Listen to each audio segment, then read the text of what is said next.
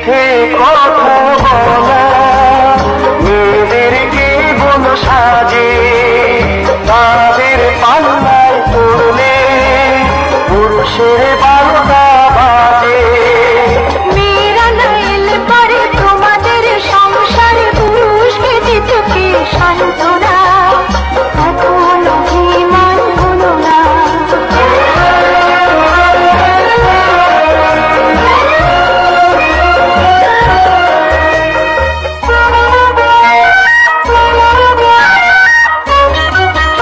আমি তার জন্যে কত চেয়ে থাকি, আমার কি হয়েছে?